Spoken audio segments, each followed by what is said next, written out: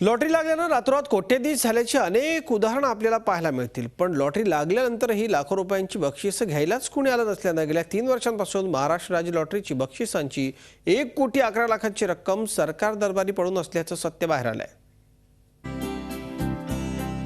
या लॉटरीच्या तिकिटाने भविष्यात अनेकांचं भाग्य उजळणार आहे। कोणीही कोट्यधीश आणि लक्षाधीश सुद्धा बनतील। पण महाराष्ट्रात असे अनेक आहेत की ज्यांना बक्षीस लागल्यानंतर ते हे बक्षीस घ्यायलाच गेले नाहीत। गेल्या 3 वर्षांपासून महाराष्ट्र राज्य लॉटरीची बक्षिसाची 1,11,00,000 रुपयांची रक्कम सरकार दरबारी पडून असल्याचं समोर आलंय।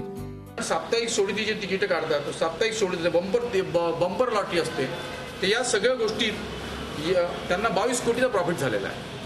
परंतु यात मुद्दा असा आहे की 1,11,00,000 हे जे पैसे आहेत ते लॉटरी लागून सुद्धा उचललेले नाही आहेत। गेल्या 3 वर्षात राज्य सरकारने महाराष्ट्र राज्य लॉटरीच्या माध्यमातून 117 कोटींचा व्यवहार केला। त्यातून 22 कोटी बक्षिसाच्या रूपानं वाटप केल्यानंतर उरलेल्या 94 कोटी रुपयांचा सरकारला नफा झाला। माहितीच्या अधिकारात मिळालेल्या माहितीनुसार सरकारने आपल्याला 22 कोटी रुपयांचा नफा झाल्याचं दाखवलं, मग उरलेला पैसा कशावर खर्च केला याचं उत्तर सरकारने दिलं नाही। जो निधी सरकार दरबारी पडून आहे तो एकतर तिकीट हरवल्याने किंवा सरकारची 2 महिन्यांची मुदत संपल्याने सरकारकडे पडून असल्याचं लॉटरी विक्रेता सांगतात।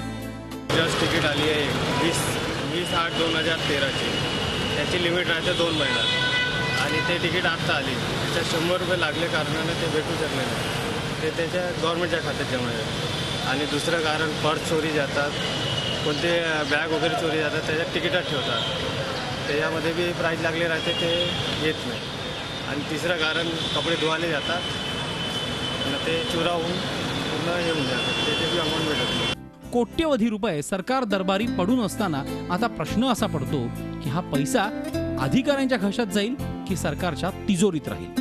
अखिलेश हळवे, झी मीडिया, नागपूर। झी 24 तास, एक पाऊल पुढे।